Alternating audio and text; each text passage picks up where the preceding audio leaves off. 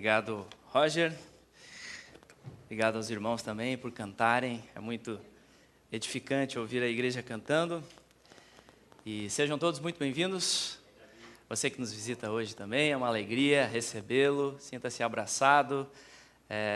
Como o Orton falou, se você quer mais notícias sobre a igreja, deixe o seu número lá depois, o seu e-mail.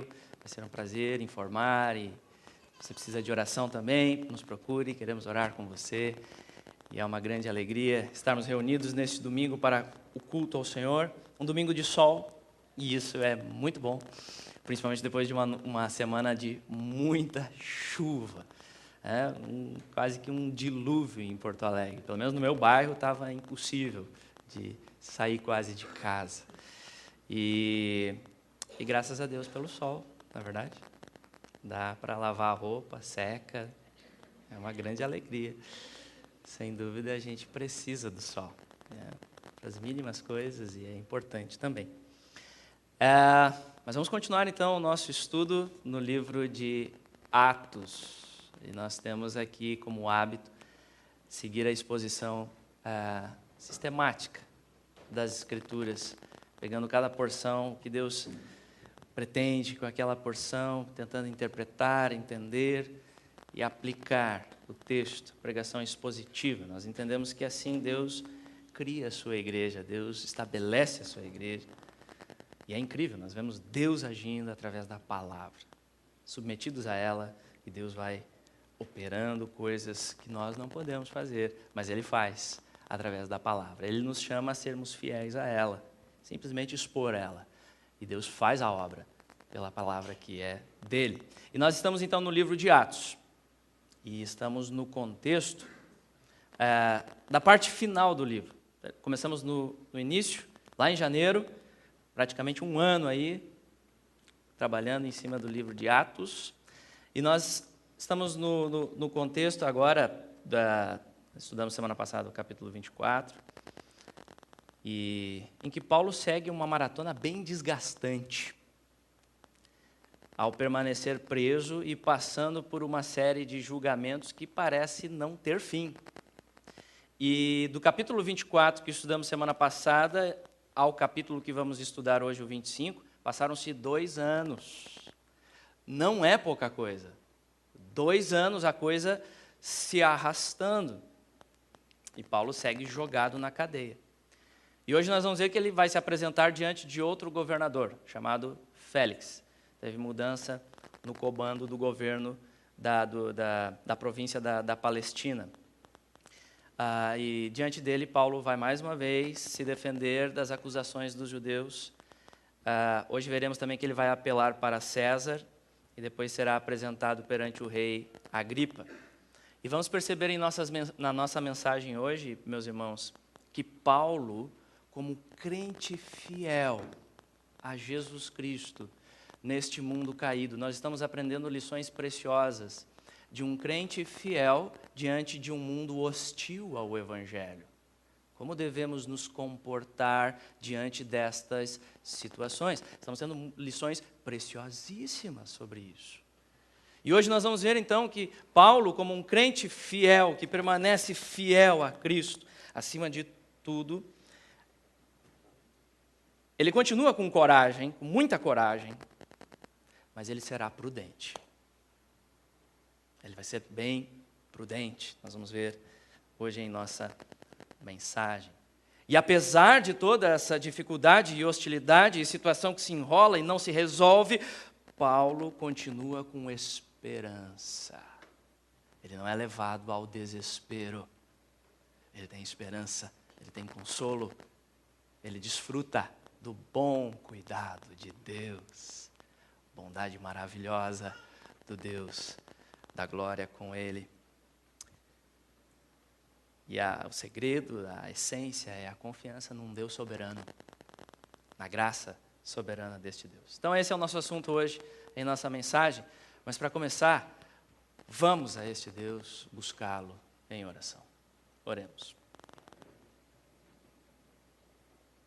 Senhor, nós te louvamos, pois Tu és o Deus soberano, Criador dos céus, da terra.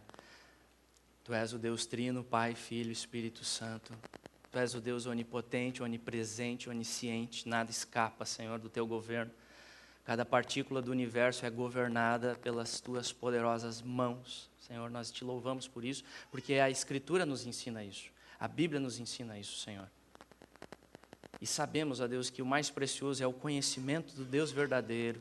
Aliás, a vida eterna é essa, que conheçam a Ti e a Jesus Cristo a quem o Senhor enviaste. Pai, nós nos achegamos a Ti nesta manhã, reconhecendo a nossa miséria. Ó Deus, a nossa dificuldade para conhecer este Deus das Escrituras, a nossa rebelião, o nosso pecado, a dureza do nosso próprio coração, Senhor. Pai, nós reconhecemos isso, o quanto somos negligentes, Senhor, de nos voltarmos para a Escritura e recebermos dela tudo o que precisamos. Quando não nos aquietamos, quando não paramos e somos levados pela correria deste mundo, Senhor, e esquecemos do mais essencial das nossas vidas, que é andar com o Senhor. Pai, perdoa-nos, perdoa-nos. Reconhecemos, a Deus, a nossa dificuldade de nos concentrarmos nesse momento em pensando em todas as coisas da semana e de coisas supostamente mais importantes para fazermos depois também. Perdoa-nos, Senhor. E ajuda-nos agora a nos voltarmos com os nossos pensamentos cativos à obediência de Jesus Cristo. Só o Senhor pode fazer isso. E nós clamamos pelo Teu Espírito Santo, a obra dele entre nós. Senhor, fala aos nossos corações. Eu clamo por cada vida aqui, Senhor. Abençoa, Senhor, consola, confronta. Remove, Senhor, da cegueira do pecado. Traz um vislumbre, Senhor, da glória de Cristo. Converte-nos a Ti e seremos convertidos. Faz a obra que só o Senhor pode fazer. Eu peço graça também para ser fiel ao texto. Humildemente eu reconheço todas as minhas limitações e falhas. Eu rogo que isso não atrapalhe e que o Teu nome seja engrandecido. Em nome de Jesus. Amém.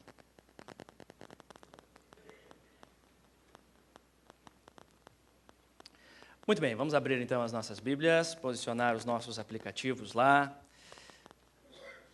Aproveita para sair do Whats. Aproveita para sair do Face. Se você não tem Bíblia também, senta do lado de um crente. Piadinha, batida. De pastor, né? Só para quebrar o gelo. Mas vamos ler então a partir do capítulo 25, versículo 1. E vamos observar que os judeus, eles não desistiram do objetivo de matar Paulo. É incrível, 2 anos, mas o ódio deles permanece. Vamos ler a partir do verso 1 até o verso 5. Escute com fé a palavra de Deus. Esta é a palavra inerrante. É Deus quem inspirou as Escrituras. Homens escreveram, mas é o Espírito que conduziu de tal forma que cada letra que nós temos aqui é palavra de Deus. E Ele preserva a sua palavra.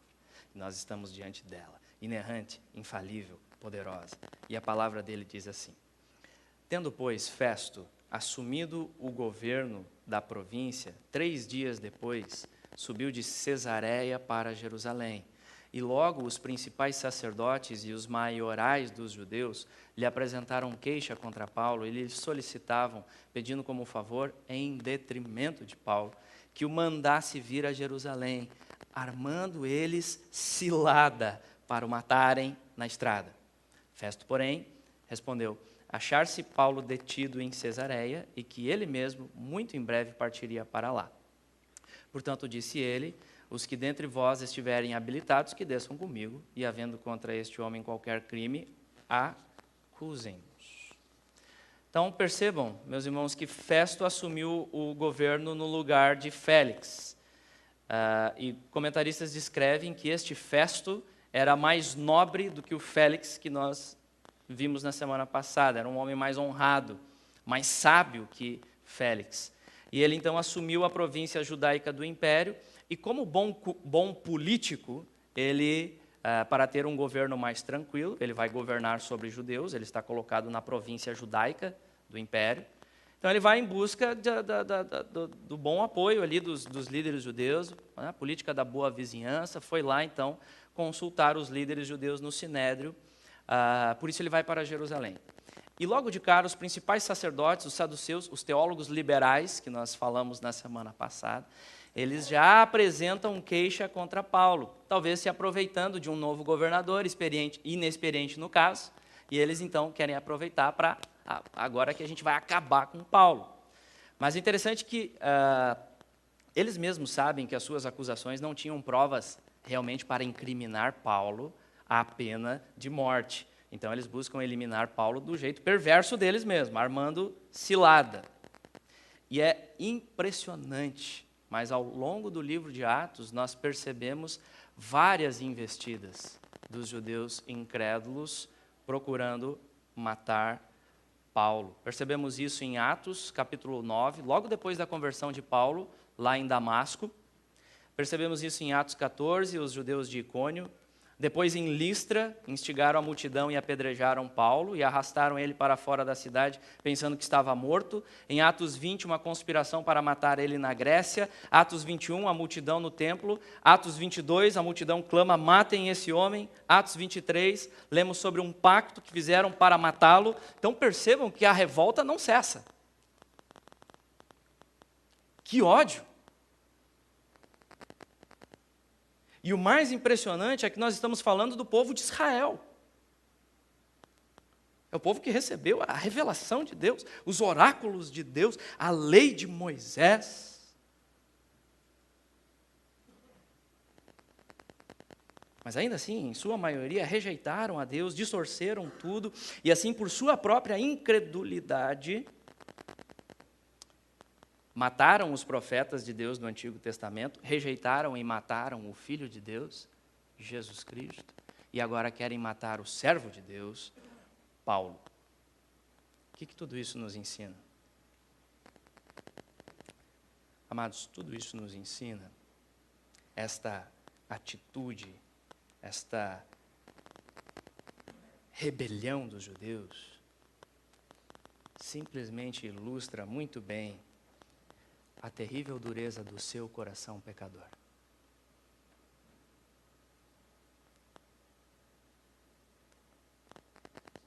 A terrível dureza do meu coração caído, perverso, que odeia a Deus, não quer nem saber de Deus. Eu não estou nem aí para a glória de Deus.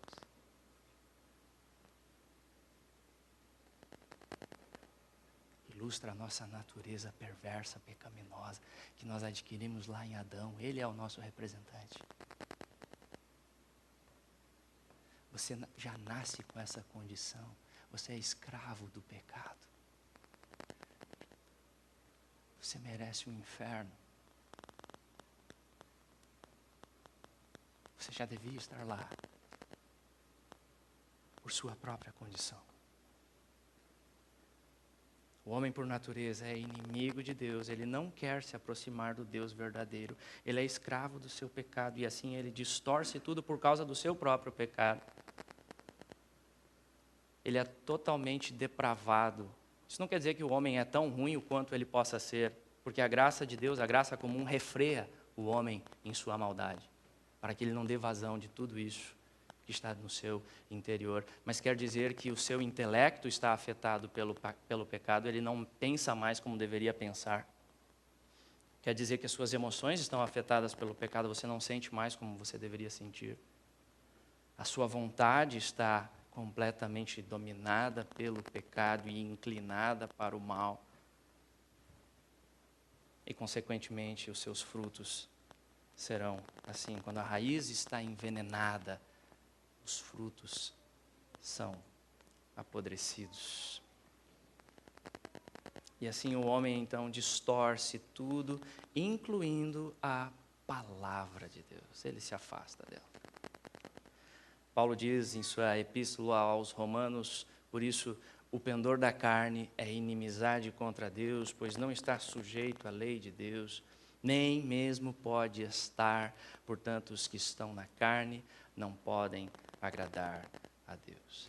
É por isso, amados, que o Senhor Jesus Cristo, o Rei da Glória, a nossa única esperança, o único que pode nos livrar desta situação desesperadora. O Rei da Glória, ele disse que só entra no reino dele, no reino de pureza, de santidade, no reino de Deus, que tem os valores totalmente contrários aos valores deste mundo. Só entra no reino dele quem nascer de novo. A situação é tão grave que tem que ter novo nascimento, tem que ter algo extraordinário acontecendo, tem que ter um nascimento do alto. Precisamos de uma transformação milagrosa que só o Espírito Santo pode operar, e ele opera mediante a obra da cruz, gloriosa obra da cruz, do Cristo que morreu pelos pecados, todos eles, os pecados do seu povo. Mediante a obra da ressurreição de Jesus, ele venceu a morte em favor dos seus eleitos. Então nós dependemos totalmente da graça de Deus. Você percebe a dependência? A graça de Deus. E Deus opera a sua graça através da pregação do Evangelho. A boa palavra sendo pregada. E é assim que Deus vem. Ele vem glorioso, grandioso, pelo poder do Espírito. E Ele opera a regeneração. Novas vidas nascem. Novas vidas nascem. Ele liberta os cativos da prisão do seu próprio pecado. Ele dá novos afetos, ele dá novas afeições, novos desejos. Ele opera isso, ele opera a regeneração, o novo nascimento. Essa é uma obra totalmente dele, você não tem parte nisso. Ele opera a iluminação para realmente entendermos a palavra pela graça de Deus. Ele opera arrependimento, ele opera a fé, ele opera a santificação. Nisso você participa, existe a sua responsabilidade. Mas Ele é soberano. A Bíblia diz: a salvação pertence ao Senhor. Ele é o autor e Ele é o consumador da nossa fé. Aqueles que Jesus salva, Ele salva muito bem. Aqueles que Ele começa a salvar, Ele salva até o fim. Nossa esperança está toda nele. Sabe o que isso quer dizer? Isso quer dizer que se você está sentadinho aqui hoje, feliz da vida, por ouvir o Evangelho, talvez um pouco cansado pela mudança do horário, eu também estou.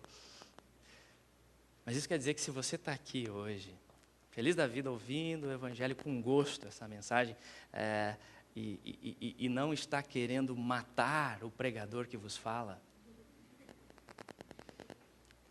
isso é graça. Isso é muito bom para vocês e bom demais para mim também.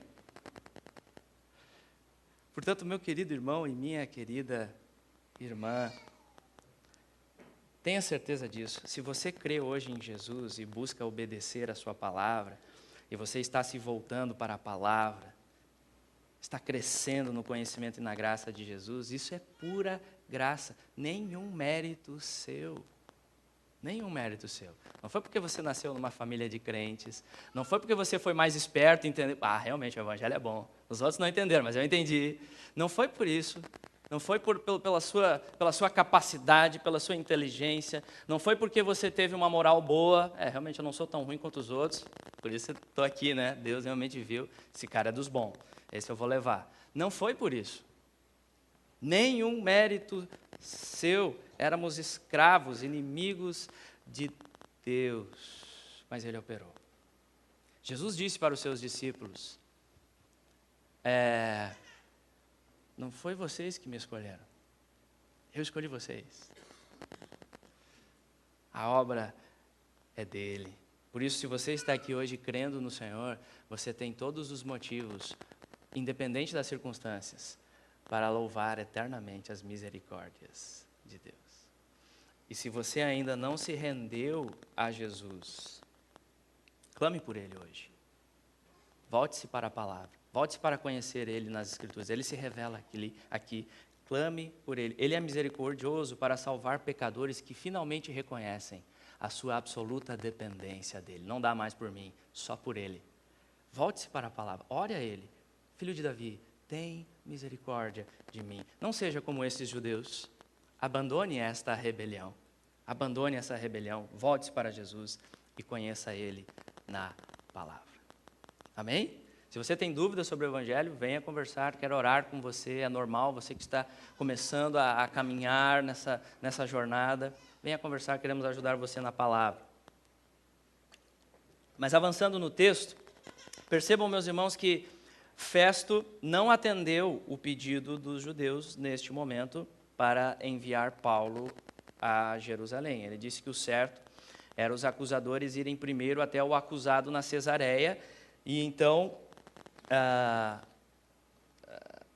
pela ordem das coisas, né? E nisso nós podemos perceber que Festo está começando bem a sua jornada como governador, ele quer fazer as coisas certas. Nisso percebemos também o cuidado de Deus, debaixo da graça comum.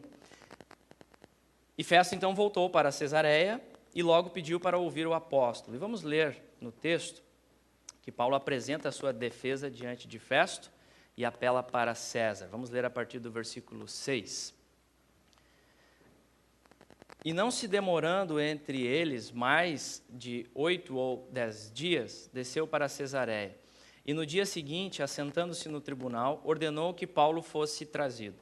Comparecendo este, rodearam-no os judeus que haviam descido de Jerusalém, trazendo muitas e graves acusações contra ele, as quais, entretanto, não podiam provar. Paulo, porém, defendendo-se, proferiu as seguintes palavras: nenhum pecado cometi contra a lei dos judeus, nem contra o templo, nem contra César. Então, Festo, querendo assegurar o apoio dos judeus, e aqui Festo já começa a escorregar no seu governo. Notem que ser político é difícil mesmo. É difícil mesmo. A tentação de se fazer conchavos para benefício próprio, em detrimento daquilo que é justo, é muito grande, só pela graça mesmo. Festo está escorregando aqui. Respondeu a Paulo: queres tu subir a Jerusalém e ser ali julgado por mim a respeito destas coisas? Disse-lhe Paulo: estou perante o tribunal de César, onde convém seja eu julgado. Nenhum agravo pratiquei contra os judeus, como tu muito bem sabes. Caso, pois, tenha eu praticado algum mal ou crime digno de morte, estou pronto para morrer. Se, pelo contrário, não são verdadeiras as coisas que me acusam, ninguém, para lhe ser agradável, pode entregar-me a eles. Apelo para César. Então Festo, tendo falado com o conselho, respondeu: para César apelastes, para César irás. Notem que o texto nos diz que Paulo apresentou mais uma vez a sua defesa, e eu imagino que devia estar cansado dessa situação, desse chove não molha, da coisa se arrastando. E Lucas resume a sua defesa aqui, deixando claro que Paulo não cometeu nenhum pecado contra os judeus, nem contra o Estado romano. Mais uma vez, Paulo deixa claro que não era nenhum revolucionário, ele não foi responsável por nenhuma perturbação da paz ou da ordem pública. Então, o que resumia a atitude de Paulo em relação a César não era anarquia, mas lealdade, até o ponto que isso não se interferisse à sua obediência à palavra. Mas Paulo percebe neste momento que estava sendo vítima de uma trama. Porque Festo, querendo agradar os judeus e provavelmente não entendendo bem a revolta que os judeus tinham em relação a Paulo, lembrou do pedido deles de enviar o apóstolo para Jerusalém e começou a pensar que isso poderia ser boa coisa. Mas Paulo sabe que se fosse passado para as mãos dos judeus, seria provavelmente morto. Paulo sabe muito bem disso. E assim ele apela para César para se defender no tribunal de César, que era direito do cidadão romano, para então sair desse conchavo que poderia estar se armando contra ele. E é importante entendermos aqui, meus irmãos, que Paulo continua muito corajoso. Muito corajoso. Ele já disse que estava disposto a morrer pelo nome de Cristo, indo para Jerusalém, lembram? Ele já falou isso. Ele estava disposto a morrer. Então Paulo continua confiando na graça soberana de Deus, mas ao mesmo tempo, Paulo está sendo aqui prudente. Paulo está fazendo uso de todas as situações legais, todos os dispositivos da lei, todos os recursos à sua disposição para sair desta situação difícil. Isso é lícito. Podemos e devemos fazer isso. Paulo quer ser fiel a Jesus, mas ele não vai se colocar em situações de risco de forma proposital. Situações complicadas que ele sabe que lá vai ter problema, ele não vai se colocar lá para então reivindicar a proteção de Deus. Paulo quer ser fiel, mas ele quer continuar pregando o evangelho até onde for possível. E como nós vimos, o Senhor já tinha dito que ele iria testemunhar lá em Roma. Ou seja, Deus estava soberanamente protegendo Paulo, mas isso não quer dizer que ele não deveria agir com inteligência e prudência. Percebam, soberania de Deus e responsabilidade do homem juntas na Bíblia. E Festo então concordou, junto com o seu conselho, de enviar Paulo a César, mas ele agora precisava de justificativa para enviá-lo. Justificativa para enviá-lo e vai buscar conselho do rei Agripa. E vamos ler então a partir do versículo 13. Passados alguns dias, o rei Agripa e Berenice chegaram a Cesareia a fim de saudar a Festo. Como se demorassem ali alguns dias, Festo expôs ao rei o caso de Paulo, dizendo: Félix deixou aqui preso certo homem a respeito de quem os principais sacerdotes e os anciãos dos judeus apresentaram queixa, estando eu em Jerusalém pedindo que o condenasse. A eles respondi que não é costume dos romanos condenar quem quer que seja, sem que o acusado tenha presentes os seus acusadores e possa defender-se da acusação. De sorte que, chegando eles aqui juntos, sem nenhuma demora, no dia seguinte, assentando-me no tribunal, determinei fosse trazido o homem. E levantando-se os acusadores, nenhum delito referiram dos crimes de que eu suspeitava. Traziam contra ele algumas questões referentes à sua própria religião e particularmente a certo morto, chamado Jesus, que Paulo afirmava estar vivo. Aleluia! Cristo vive. Estando eu perplexo quanto ao modo de investigar estas coisas, perguntei-lhe se queria ir a Jerusalém para ser ali julgado a respeito disso. Mas, havendo Paulo apelado para que ficasse em custódia para o julgamento de César, ordenei que o acusado continuasse detido até que eu o enviasse a César. Então, Agripa disse a Festo: eu também gostaria de ouvir este homem. Amanhã, respondeu ele, o ouvirás. De fato, no dia seguinte, vindo Agripa e Berenice, com grande pompa, tendo eles entrado na audiência, juntamente com oficiais superiores e homens eminentes da cidade, Paulo foi trazido por ordem de Festo. Então disse Festo: Rei Agripa e todos vós que estáis presentes conosco, vedes este homem, por causa de quem toda a multidão dos judeus recorreu a mim, tanto em Jerusalém como aqui, clamando que não convinha que ele vivesse mais. Porém, eu achei que ele nada praticara passível de morte. Entretanto, tendo ele apelado para o imperador, resolvi mandá-lo ao imperador. Contudo, a respeito dele nada tenho de positivo que escreva ao soberano. Por isso eu o trouxe à vossa presença e mormemente a tua, ó rei Agripa, para que, feita a arguição, tenha eu alguma coisa que escrever, porque não me parece razoável remeter um preso sem mencionar, ao mesmo tempo, as acusações que militam contra ele. Então, o texto nos diz que o rei Herodes, Agripa, veio até Cesareia para saudar Festo, o novo governador da região. E este Agripa aqui é o Agripa II, ele é filho de Agripa I, aquele mesmo que matou Tiago, prendeu Pedro e depois morreu comido de vermes, por não dar glórias a Deus. Então, este Agripa é filho daquele. E Agripa II chegou com a sua irmã Berenice, e existiam rumores de que a relação deles era incestuosa. Então, perversidade não faltava no governo, as coisas não mudam muito neste mundo caído. E Festo, então, expôs o caso de Paulo para ele, para Agripa, explicando que realmente não havia crime nenhum provado contra o Estado, mas ele era acusado de ofensas religiosas, como diz o verso 19, de afirmar que um certo morto chamado Jesus estava vivo. E como Agripa era bastante inteirado sobre as questões judaicas, prontamente concordou em ajudar Festo a resolver esse caso, né, e escrever lá as recomendações para César. E agora ele também estava ansioso para ouvir Paulo. E o texto diz, no dia seguinte, no verso 23, que Agripa e Berenice compareceram à audiência com grande pompa. A palavra pompa, no grego, é fantasia, que significa exibição, aparência esplendorosa.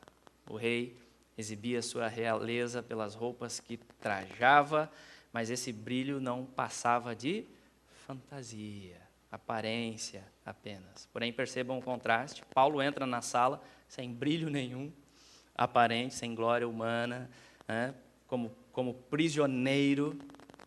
E é óbvio que nós lembramos também de um outro prisioneiro, só que muito mais nobre que Paulo, porque diferente de Paulo, ele não tinha pecado nenhum.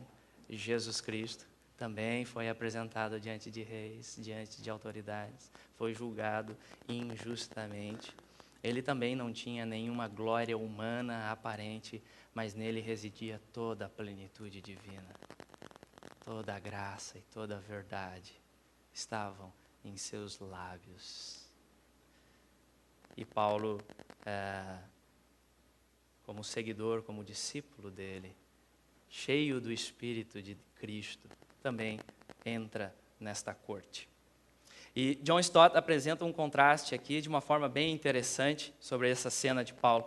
Ele diz o seguinte: tendo eles entrado, foram seguidos no esplendor da procissão, pelos oficiais superiores, os comandantes militares, que eram membros da equipe do procurador, e pelos homens eminentes da cidade.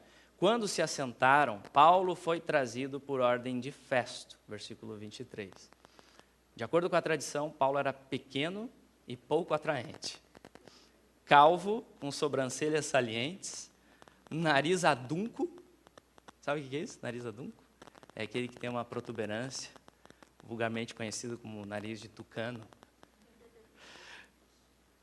Nariz adunco e pernas tortas, mas mesmo assim, cheio de graça. Não vestia manto nem coroa, apenas algemas e talvez uma túnica simples de prisioneiro. Mesmo assim, ele dominou a corte com sua dignidade e confiança tranquila, semelhante a Cristo. E é assim, então, meus irmãos, que Paulo, preso e acusado falsamente, permanece fiel ao Senhor. E ele busca aproveitar todas as oportunidades para testemunhar do Evangelho de Cristo. E semana que vem veremos como será o seu discurso perante o rei Agripa. Portanto, não perca as cenas dos próximos capítulos, ok? E vamos finalizar hoje com mais algumas aplicações. Que lições que nós podemos tirar deste texto, de tudo que nós vimos deste texto para nós hoje? Eu destaco em primeiro lugar que neste mundo nós devemos ser prudentes. Como vimos, Paulo, ao perceber que poderia cair nas mãos dos judeus para ser julgado em Jerusalém, ele resolveu apelar para César. Ele sabia que corria sérios riscos de morrer ao voltar para Jerusalém. Portanto, isso nos ensina que o fato de Deus proteger você não deve tirar de você prudência. Prudência. Se Paulo fosse inconsequente, ele poderia muito bem dizer nessa hora, diante do governador: olha aqui, governador, Deus já me disse que eu vou testemunhar em Roma. Está sabendo? Então, eu estou blindado. Corpo fechado. E se você quer me mandar para Jerusalém, pode me mandar, não estou nem aí, porque Deus vai me guardar. Mas não, Paulo não é inconsequente. Paulo entendia que não devemos nos colocar de propósito em situações complicadas para então reivindicar a proteção de Deus. Isso é errado. Do tipo, eu vou andar de carro sem cinto de segurança. Porque Deus me guarda, Deus me protege. Eu estou acima dessas coisas. Eu não preciso nunca ir no médico, porque Deus cuida da minha saúde. Eu não vou nem cuidar da minha saúde, Deus cuida por mim. Eu não vou nem trancar a porta de casa, não precisa trancar, deixa aberta, Deus me protege. E claro, meus irmãos, Deus nos protege por suas misericórdias de forma maravilhosa em Cristo.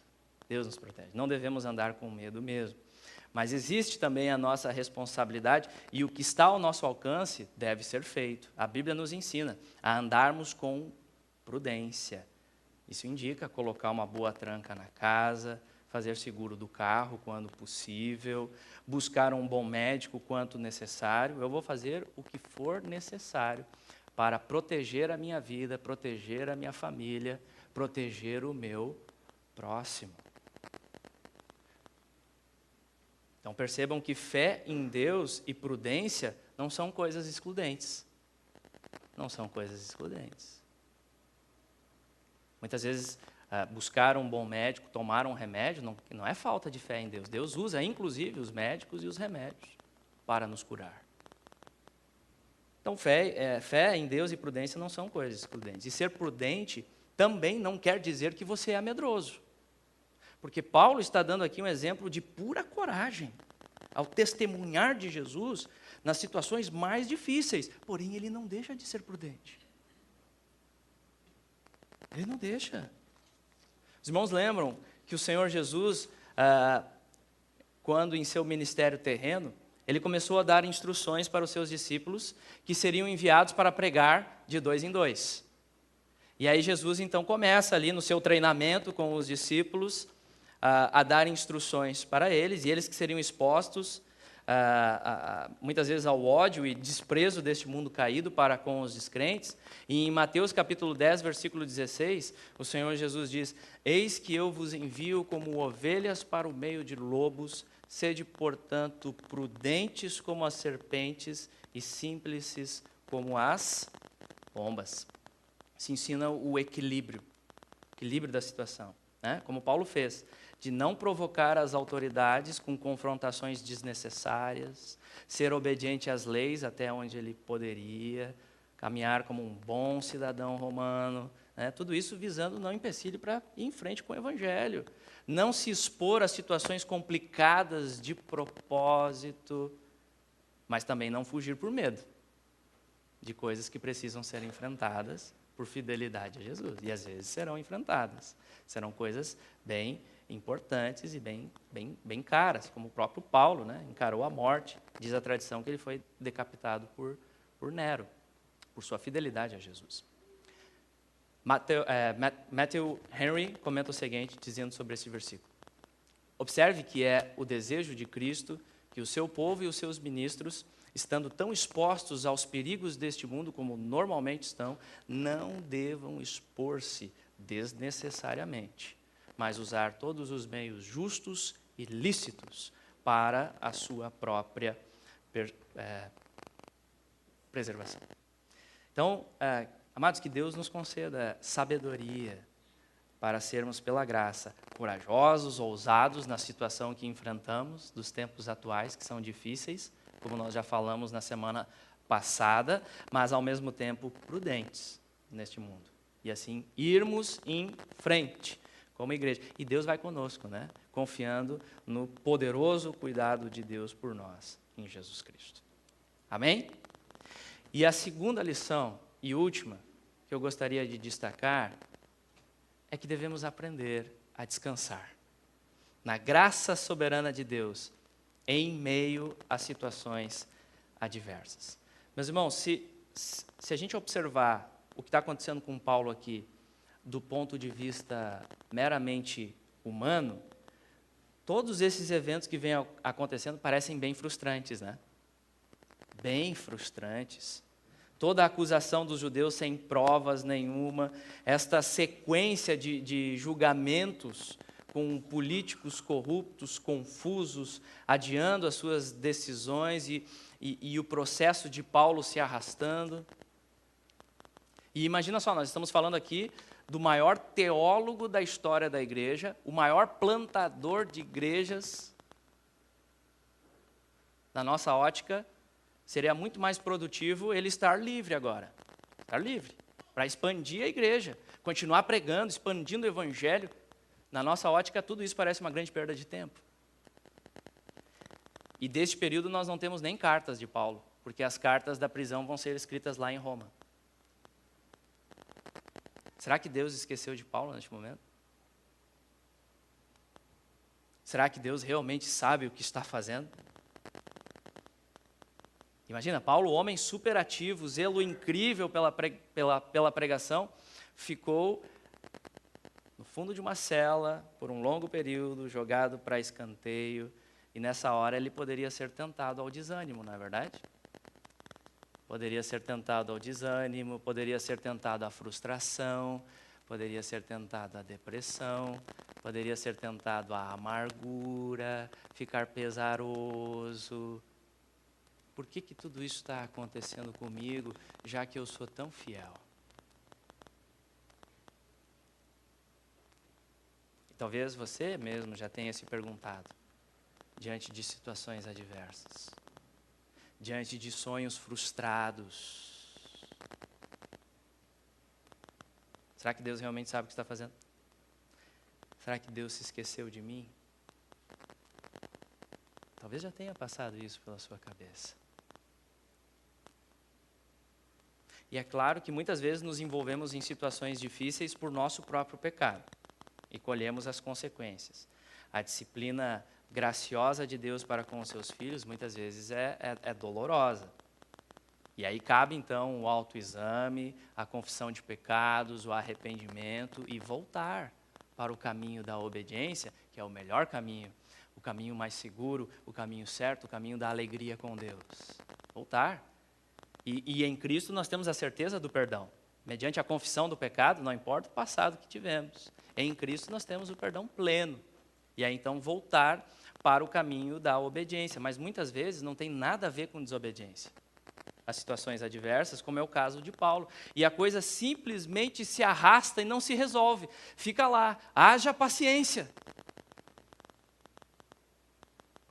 E como nós já falamos, amados, o segredo de Paulo para passar por isso, qual foi?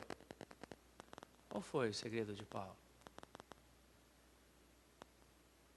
O segredo de Paulo foi a sua grande convicção do amor imutável de Deus por ele em Cristo Jesus. A certeza também de estar fazendo a vontade de Deus, de estar sendo guiado pela mão soberana de Deus, mesmo sem entender bem o porquê de todas as circunstâncias difíceis, Paulo confia nas promessas de Deus. Ele ainda iria testemunhar em Roma, ele confia na soberania de Deus e assim segue com esperança no caminho da obediência, mesmo nestes dias difíceis. E é isso que nós devemos aprender como servos de Deus. Deus está no absoluto controle de nossas vidas. Ele está. De todas as circunstâncias. E mesmo nas situações mais dramáticas, mais dolorosas, vale muito mais a pena continuar fiel a Jesus. Vale muito mais a pena continuar no caminho com Ele, satisfeito cada vez mais em Cristo. E assim seguir no caminho da obediência, no trabalho, lá onde você está, na escola, resistindo às tentações. Vale muito mais a pena perseverar como um membro fiel, participativo na igreja, não se afastar. Essa é uma tendência também de se afastar, mas perseverar no que podemos, se temos saúde para isso, servindo os irmãos, trocando a murmuração pelo louvor, em tudo dai graças, intensificando a nossa busca pela palavra, e é ali que Deus nos consola. É ali que Deus nos encoraja para continuarmos servindo. Por isso eu digo para você, meu querido irmão e minha querida irmã, que talvez esteja passando hoje por situações que parecem não se resolver. Talvez você esteja passando por situações adversas, desejos e sonhos que não chegam, coisas que você espera ansiosamente, lícitas, coisas boas, ou dificuldades, adversidades. Eu gostaria de convidar você a renovar as suas esperanças hoje no Rei da Glória.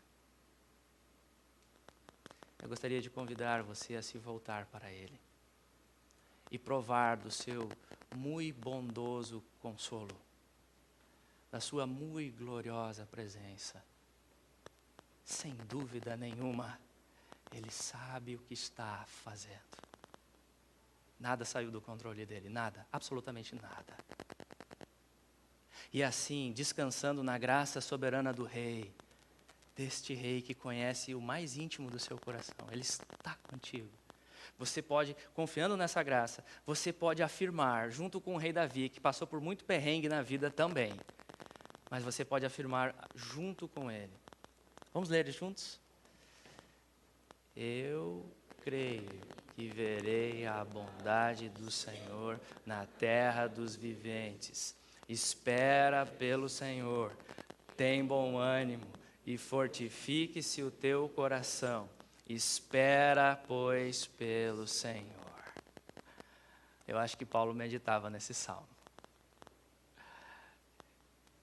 Fortifique o seu coração. Tem bom ânimo. Eu lembro de ouvir a respeito de uma missionária que eu conheci e que enfrentava as dificuldades do campo. Ela estava enfrentando as dificuldades do campo e saúde frágil, e ela era outro país que ela estava e então era uma cultura diferente, longe da família, situações muito difíceis.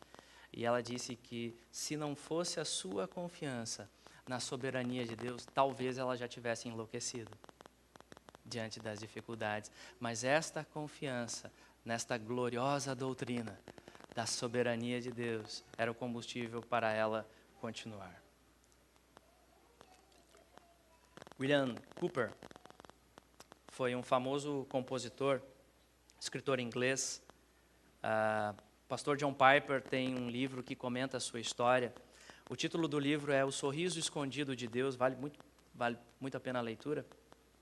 Ele faz vários comentários sobre a vida dele. E Cowper, ele foi um escritor, escreveu poemas lá na Inglaterra, no século XVIII. E ele enfrentou tragédias ao longo de toda a sua vida. É impressionante, impressionante. Ele perdeu a mãe aos 6 anos, ele foi enviado pelo pai a um orfanato, a um internato, e ele cresceu como um homem muito inteligente, mas muito introspectivo, muito fechado. E outros dramas sucessivos ao longo de toda a sua vida, severas crises de depressão paralisante, que levavam ao desespero. E ele foi muito ajudado pelo pastor John Newton, que o acompanhava. O pastor John Newton é o ex-traficante de escravos que se converteu, escreveu Amazing Grace. E Newton investiu na vida daquele homem, continuava caminhando com ele, que vez após vez caía em crises terríveis. Mas em seus momentos de lucidez, quando ele tinha certos alívios, ele escreveu hinos impressionantes. Hinos maravilhosos que são traduzidos e cantados até hoje. E uma de suas expressões mais profundas que tem confortado milhões de pessoas foi isso que William Cowper disse: não julgue o Senhor com débil entendimento, mas confie nele para a sua graça. Por trás de toda a providência carrancuda, esconde-se uma face sorridente. Portanto, meu querido irmão e minha querida irmã, há muitas coisas que nos acontecem nessa vida que nós não entendemos. Muitas coisas que nos acontecem que nós não conseguimos compreender neste mundo, muitas perdas, luto, conflitos familiares, enfermidade crônica que pode ser um fardo por toda a vida. Nossas vidas muitas vezes parecem um mar revoltado que é impossível navegá-lo. Mas, se você está em Cristo, uma coisa você pode ter certeza. O Deus da providência está trabalhando. Ele está contigo. O Senhor que acalma tempestades está junto no barco. Você não está sozinho. Ele não esqueceu de você. E o nosso bondoso Deus é perito em transformar maldição em bênção. Foi isso que ele fez na cruz com o seu filho. Por isso, no final das contas, nós podemos ter a certeza que todas as coisas cooperam para o bem daqueles que amam a Deus. Então, que possamos ensinar essas verdades aos nossos corações diante das adversidades, diante das aflições. Paulo esquecido no fundo de uma cela, e ele ensina essas verdades ao seu coração. Ele está confiando no Deus soberano, ele é reanimado. Que possamos então conhecer o Deus das Escrituras, esse é o mais importante neste tempo. Conhecer o Deus soberano das Escrituras. Volte-se para a palavra. Ensine essas verdades ao seu coração. Desfrute deste cuidado, até o ponto que você possa enxergar a graça onipotente deste Deus, o sorriso escondido do Senhor, orquestrando todas as circunstâncias das nossas vidas, mesmo aquelas que a gente não entende, e talvez vai entender só na glória, mas Ele está orquestrando tudo por meio da providência para nos fazer mais semelhantes a Jesus. E a certeza que nós podemos ter é que quando perseverarmos no fim, em Cristo, na nossa jornada, quando chegarmos lá na glória e contemplarmos o Rei Jesus Cristo, vamos ter a certeza, tudo valeu a pena. Tudo valeu a pena. Amém? Então que Deus possa continuar usando a sua vida, meu irmão e minha irmã, a continuar pregando o Evangelho. Continue usando a sua vida para pregar este Deus soberano das Escrituras. Mais pessoas precisam conhecer este amor incomparável de Deus em Jesus Cristo. Que Deus então continue nos usando para continuarmos como igreja, servindo a cidade no Evangelho para a glória de Deus, sejam nos momentos difíceis, sejam nos momentos mais fáceis, mas na certeza de que a graça soberana em Cristo nos acompanha. Amém? Vamos orar.